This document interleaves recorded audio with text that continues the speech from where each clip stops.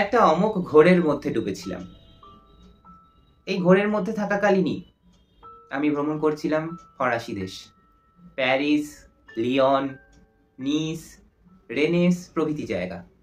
বইটা যখন শেষ হলো, সেই ঘোরটা কিন্তু কাটেনি। মনের মধ্যে রয়ে গেল এক রাশ মুগ্ধতা আর এই বইটার রেশ। সত্যি বইটা হয়তো একটা টাইম মেশিন, যার মাধ্যমে আমি নিজের বাড়িতে বসেই ভ্রমণ করতে পারছিলাম সমগ্র ফরাসি দেশ। ভ্রমণ শুধু জায়গা বদল নয়, রওনা হলে তবেই বোঝা যায় যে পথও কখনো কখনো আমাদের ভালোবাসে। আসলে পথ তো কোথাও যায় না, আমরা মানুষরাই যাই সেই পথে পথিক হতে। একটা সূর্যাস্ত, হাতে এক কাপ চা এবং এক অচেনা মানুষের সহানুভূতি, এইগুলো আমাদের শেখায় পৃথিবীটা কতটা বড়, কিন্তু মানুষ তবুও অভ্যন্তরীণভাবে কতটা কাছাকাছি। বিপুলায় পৃথিবীর কতটুকু জানি, দেশে দেশে কত না নগর রাজধানী। রবীন্দ্রনাথ ঠাকুরের সৃষ্টি করে যাওয়া এই পংক্তিটি বিশেষ প্রাসঙ্গিক হয়ে ওঠে আমাদের ভ্রমণমূলক কোনো আলোচনার ক্ষেত্রে। আমি এমনি ভ্রমণ পিপাসু, তার উপর আবার ভালোবাসি নিজের মাতৃভাষায় যে কোনো ভ্রমণ কাহিনী পড়তে। তবে কিছু কিছু বইয়ের তথাকথিতভাবে রিভিউ হয় না, সেগুলো মনের মধ্যে এমনই একটা স্থান জুড়ে রয়ে থাকে, যার অনুভূতি বা সেই বইগুলো পড়ে শেষ করার পর আমাদের মনের মধ্যে কি চলে সেটা একটু বলা মুশকিল হয়ে পড়ে। আমাকে এই একরাশ মুগ্ধতার মধ্যে টেনে নিয়ে গেছিল সেই বইটি, যে আমার কাছে ছবির মতোই সুন্দর এবং কবিতার মতোই খুব প্রিয়। আমার আজকের আলোচনার বই সুনীল গঙ্গোপাধ্যায়ের লেখা ছবির দেশে কবিতার দেশে, এই বইটি। চলুন আজকের এই আলোচনামূলক ভিডিওটা শুরু করা যাক।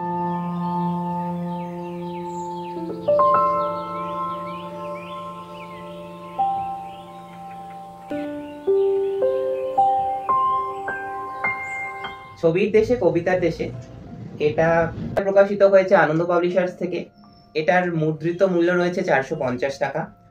আর এই কপিটা আলাদা করে আনন্দ পাবলিশার্স থেকে প্রকাশিত হয়, কিন্তু সুনীল গঙ্গোপাধ্যায়ের যেটা ভ্রমণ সমগ্র পায়ের তলায় সর্ষে পত্রভারতী থেকে প্রকাশিত হওয়া, তার দ্বিতীয় পর্বের মধ্যে আপনারা ছবির দেশে কবিতার দেশে সেটা পেয়ে যাবেন। আমি যদি এর লিঙ্ক পাই তাহলে আমি ডেসক্রিপশন বক্সে আমি ওই লিঙ্কটা মেনশন করে দেবো, আপনারা সেখান থেকে দাম এবং অন্যান্য ডিটেলস চেক আউট করতে পারেন। ছবির দেশে কবিতার দেশে আমি আলাদা কিনেছি, তো আমি এটারই ডিটেলস বলছি। বইটার মোট পৃষ্ঠা সংখ্যা 267টা এবং এর প্রচ্ছদ অঙ্কন করেছেন পূর্ণেন্দু পত্রী। বইটিকে সুনীল গঙ্গোপাধ্যায় উৎসর্গ করেছেন প্রীতি এবং বিকাশ সান্যালকে। আচ্ছা, আমার এই কপিটা 2023-এর রিপ্রিন্ট হওয়া একটা মুদ্রণ আনন্দ পাবলিশার্সের, এবং এর আমি এটাকে একটা ফাইন কভারে মুড়ে রেখেছি যাতে ছবিটা নষ্ট না হয়ে যায়, কারণ এর যেটা জ্যাকেট কভারটা এটা একটা দুর্ঘটনায় আমার নষ্ট হয়ে যায়, তো সেই কারণে আমি এর ওপরের কভারটাকে একটা ফাইন পেপারে মুড়ে রেখেছি, যেটা আমরা গ্লাস পেপার বলি। তো এইবার আসা যাক এই বইটার একটা ছোট আলোচনায়।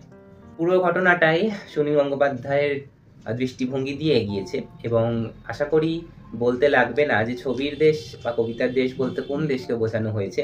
সেটা হচ্ছে ফ্রান্স।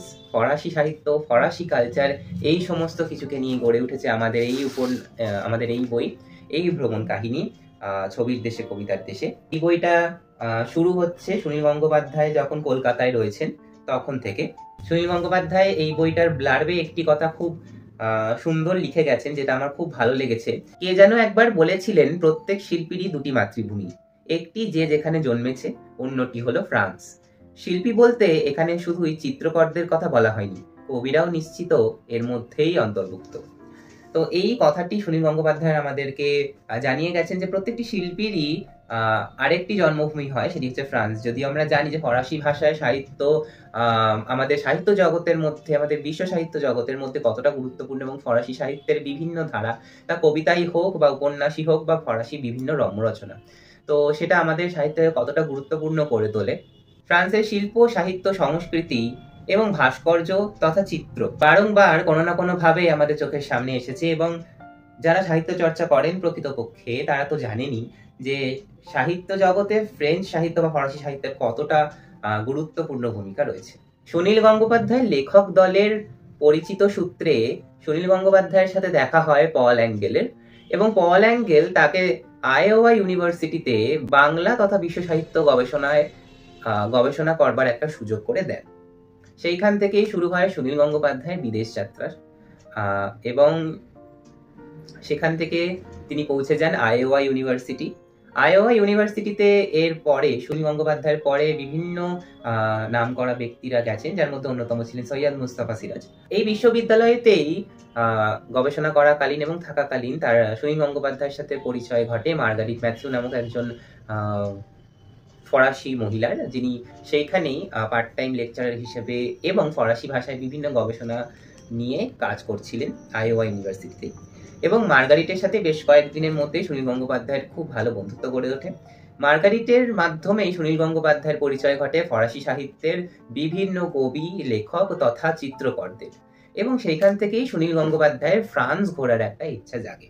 ফরাসি বা ফ্রেঞ্চ সাহিত্যে আমরা যে একটা উচ্চারণগত পার্থক্য দেখতে পাই, যে নাম লেখা হচ্ছে একটা বানানে কিন্তু উচ্চারণ করা হচ্ছে আর একটা ধরনে, সেই উচ্চারণের কথাও কিন্তু সুনীল গঙ্গোপাধ্যায় আমাদের এই বইটার মধ্যে জানিয়ে গেছেন। যে যেমন আর্থার রিমবর্ড, অ্যাকচুয়ালি আমরা লিখছি আর্থার রিমবর্ডে, লেখার ধরন আর্থার রিমবর্ড, কিন্তু আমরা অ্যাকচুয়ালি তার নামটা বলছি আর্তুর র্যাবো হিসেবে। আর্তুর র্যাবোর কবিতা পড়তে আমার ব্যক্তিগতভাবে খুবই ভালো লাগে। আর্তুর র্যাবোর বিভিন্ন কথা একটা অধ্যায়ের মধ্যে রয়েছে, এবং সুনীল গঙ্গোপাধ্যায় যে অধ্যায়গুলো লিখেছেন সেই অধ্যায়গুলোর ওপর দিকে প্রত্যেকটা ফরাসি কবির একটি করে আমরা কবিতা দেখতে পাবো। কবিতাগুলো স্বয়ং সুনীল গঙ্গোপাধ্যায় তর্জমা করে গেছেন এই বইয়ের, যেটা সবচেয়ে ভালো প্লাস পয়েন্ট আমি বলবো। এই যে যেমন অধ্যায় 5 শুরুই হচ্ছে একটা ছোট কবিতা দিয়ে, জ্যাক ফেভারের। এটা একটা ভ্রমণ কাহিনী, কিন্তু ভ্রমণ কাহিনী থেকে সরে গিয়েও সুনীল গঙ্গোপাধ্যায় আমাদের এটা একটা বলবো যে প্রচুর মানুষদের কথা জানিয়েছেন। মানে ফ্রেঞ্চ সাহিত্য শুধু নয়, পুরো ফরাসি দেশটার একটা ইতিহাস যদি আমরা জানতে চাই, তাহলে আমার মনে হয় এই বইটা একটা শর্ট ইতিহাস বা ফ্রেঞ্চ বা ফরাসি সাহিত্য শিল্প রীতিকে জানার একটা আদর্শ বই। শুধুমাত্র ভ্রমণ করা বা তাদের যে অভিজ্ঞতাগুলো এর মধ্যে সীমাবদ্ধ নেই, প্রচুর এমন ইতিহাস রয়েছে, যেমন গিয়ম অ্যাপোলিয়ামের ইতিহাস, এছাড়া রেনেসা কিভাবে কবি হয়ে উঠেছিলেন, সে কিরকম ধরনের কবিতা লিখতেন, বিভিন্ন কবি কিভাবে কবি হয়ে উঠেছেন, তাছাড়া বিভিন্ন চিত্রকররা কি ছবি কেন এঁকেছেন, এত কিছু ডিটেলসে আলোচনা করা রয়েছে এই উপন্যাসটার মধ্যে বা এই বইটার মধ্যে। তো আমি তো বলবো এই বইটা একটা কাইন্ড অফ টাইম মেশিন। আমার তো পড়তে পড়তে বারংবার মনে হয়েছে, তাই এই বইটা পড়তে পড়তে আমার তো মনে হচ্ছে যে আমি যেন সুনীল গঙ্গোপাধ্যায় এবং তার বন্ধুদের গ্রুপের মধ্যেই উপস্থিত রয়েছি, এবং তাদের সাথেই আমি যেন ফ্রেঞ্চ সাহিত্য শিল্প রীতি জানছি এবং ফরাসি দেশটাকে ঘুরছি। বইটা পড়ে আমি এতটা উপকৃত হয়েছি, এবং যে বা যারা আমাকে সাজেশন দিয়েছিল এই বইটা পড়ার জন্য, তাদেরকে আমি একদম মন থেকে ধন্যবাদ জানাতে চাই। যে সত্যি আমি এই জুয়েলটাকে যদি না খুঁজে পেতাম, তাহলে হয়তো সাহিত্য জগতের আমার একটা সত্যি রত্ন হয়তো অধরা রয়ে যেত। এটা হচ্ছে না এমন একটা বই যেটা আপনি যতবারই পড়ে নিন না কেন, আপনার ততবারই মনে হবে যেন আবার নতুন করে আমি সেই জিনিসগুলোকে জানছি। মানে এতটাই এই বইটা নিজের মধ্যেই একটা জুয়েল বলা যায়, স্বয়ং সিদ্ধ আর কি। এই বইটা গিফট অপশন হিসেবে কিন্তু একেবারেই একটা উপযোগী অপশন, এবং এই বইটা যারা যারা এখন অব্দি পড়েননি, আমি পার্সোনালি সাজেস্ট করবো মাস্ট রিড। আর 2026 সালের মধ্যে যদি আপনারা পড়েন, তাহলে 26-এর একদম টপ রিডস এর মধ্যে কিন্তু এটা আপনাদের থাকবে। আমার তো টপ রিডস এর মধ্যে এটা রয়েছে। এটা কিন্তু বলে বোঝানো যাবে না যে এটা কতটা সুন্দর একটা বই, এবং আমি একটা কথাও এক্সট্রা করে কিন্তু বলছি না, এটা আমি নিজে যতটুকু ফিল করতে পেরেছি তার আমি তো বলে বোঝাতে পারবো না যে আমি কতটা সমৃদ্ধ এই বইটা পড়ে, কিন্তু যতটুকু আমার কথ্য ভাষায় বলা সম্ভব ততটুকু, যে ওই শহরটার বর্ণনা, প্যারিস শহর এবং বিভিন্ন শহর সেই দেশের বর্ণনা চলছে ফ্রান্স দেশে। তো তখন সেই বর্ণনাগুলোকে তো মুখে বলা সম্ভব নয়, যেগুলো পড়ে আমি উপলব্ধি করতে পেরেছি।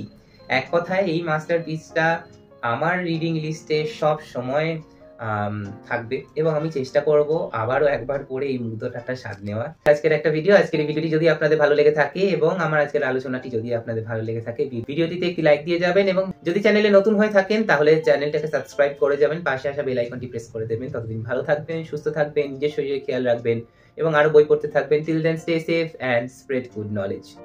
ধন্যবাদ, দেখার জন্য।